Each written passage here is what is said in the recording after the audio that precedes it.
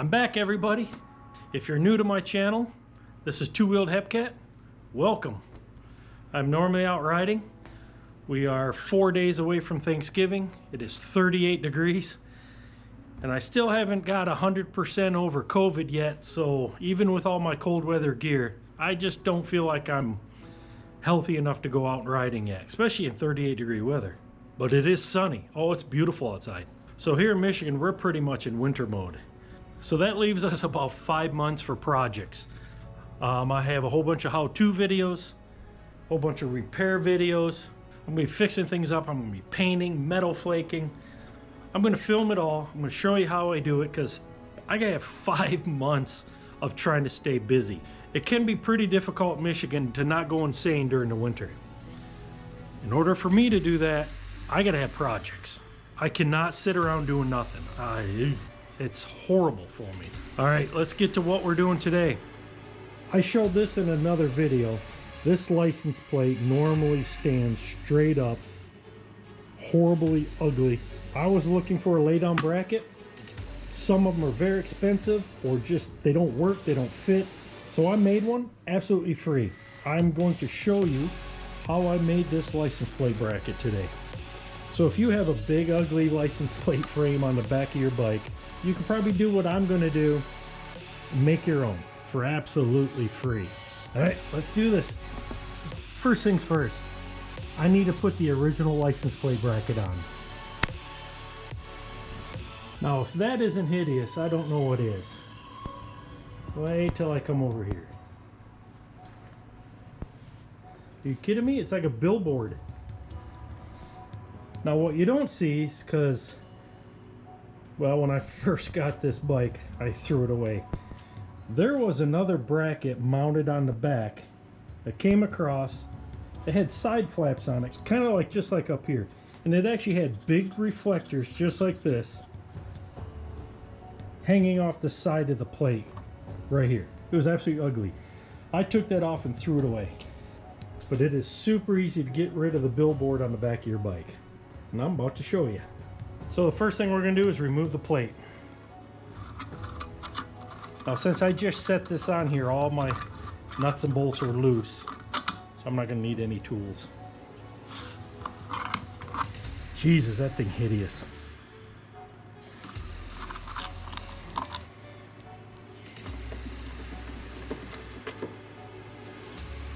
All right, now the only thing you need to keep out of this whole project, all of your bolts and this piece of plastic right here. Let's get this mounted. See, it doesn't fit right now. It looks horrible. I'll show you how to make it fit. All right, my goal right now is to turn this big ugly thing into this little itty bitty thing. You notice on this license plate bracket, there is a lip that goes around. That lip is basically just to hold this piece in place so it doesn't move. Well, we got to take that lip off because it won't set flush on the fender. We want this part right here to lay flush on the fender. The way I did it, I just laid it on my belt sander until it looked like this, perfectly smooth.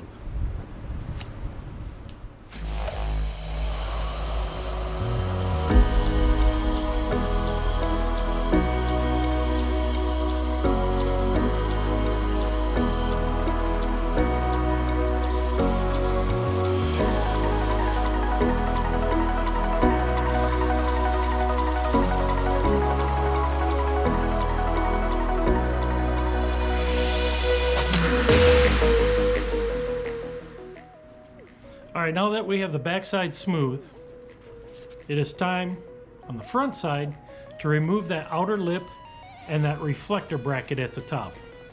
The reason why? Well, removing the reflector bracket is obvious. Who wants that big ugly thing sticking up out of the top? But I do not like that little black plastic rib all the way around my plate. That's why I cut it off and you don't see it. All you're gonna see is the plate. Just makes it a little cleaner. And who wants to see plastic around your license plate? The easiest way to do this is if you had a bandsaw, you could lay this flat on a bandsaw table and just cut it. I have no idea where my bandsaw is. I used to have a bandsaw. It might be packed away in the barn. I bet it is. I haven't seen that in over 20 years, so I bet that's somewhere in the barn. So I just use some metal snips and just cut around that whole edge. Then go back to the belt sander, smooth it down, and this is what you're gonna end out with. So let me try cutting that edge off, and I'll be right back.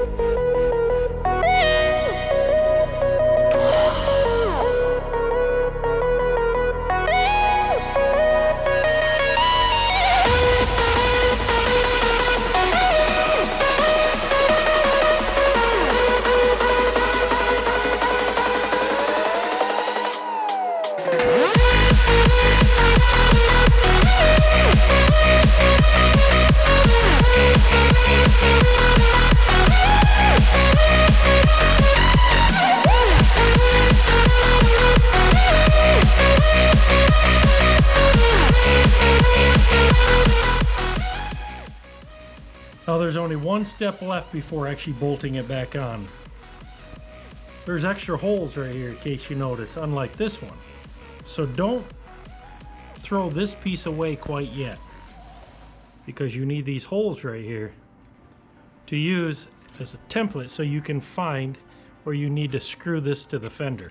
So all you're gonna do, take your original bracket, center it up, make your marks. If you have a drill press or just a hand drill, doesn't matter. You're gonna drill those 3 holes out. So you're gonna end out with this, some extra holes. This big hole in the middle I had to put there because there's I'll have to show you that. There's a rivet right here. I'm not exactly sure what it's holding on, but it sticks up. You didn't have to drill a hole. You could have just gouged it out a little, but I drilled a hole because it's much easier. And you see it's just gonna fit right over it. Perfect. So let's just bolt this back up and I'll show you what we have. Well, now that all the holes are drilled, all you have to do is line up the holes. Hopefully you kept all these bolts from the old bracket. They are 10 millimeter.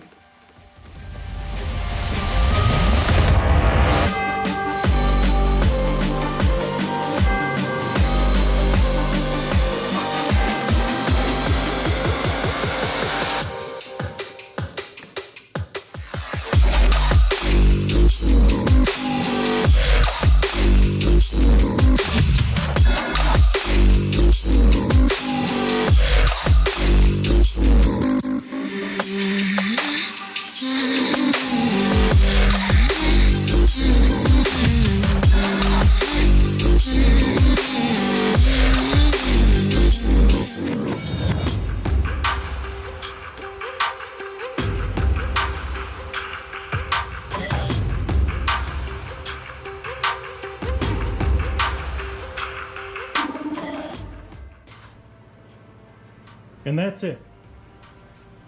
Super simple. If I didn't have to film this, it probably would have taken 20 minutes to do the whole thing.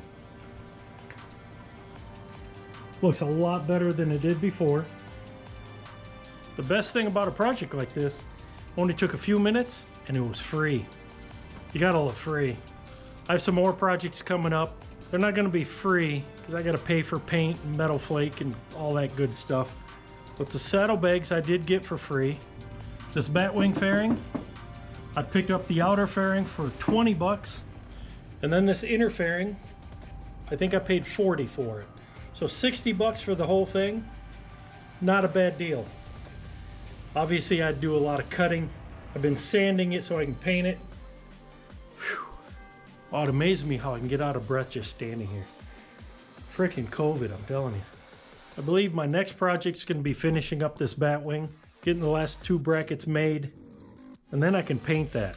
Then I'll be on the saddlebags. I just have to make 2 brackets. That should be fairly simple. And then get those painted, and they're done. And after that, we're gonna start on the old Dual Sport. I got to get that ready. All right, well, thanks for watching. Don't forget to subscribe, hit the like button, and hit that bell. That gives you notifications for every time I load up a new video. Thanks for watching. Thanks for putting up with me. Don't forget, get off that damn couch, get out and ride. If you can't get out and ride because it's cold and snowy, at least get out in the garage and build something. We'll see you later.